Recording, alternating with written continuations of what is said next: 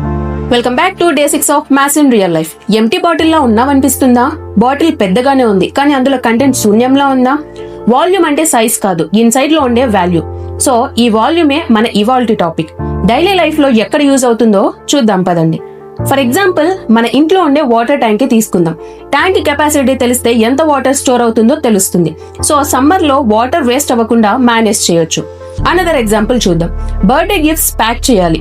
Gifts అన్ని కూడా ఒకే box లో సరిపోతాయో లేదో అనేది వాల్యూమ్ చూసుకోవాలి. లేదంటే గిఫ్ట్స్ అన్ని బయట ఎయిర్ బాక్స్ లోపల ఉంటుంది. ఓకే, ఇంకొక ఎగ్జాంపుల్ చూద్దాం.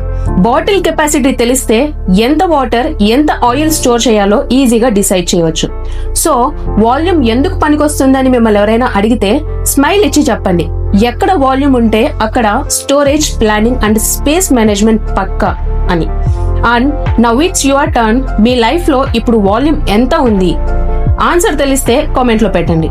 ఈ సిరీస్ నచ్చితే లైక్, షేర్ అండ్ సబ్స్క్రైబ్ చేయండి. డే 7 లో కలుద్దాం.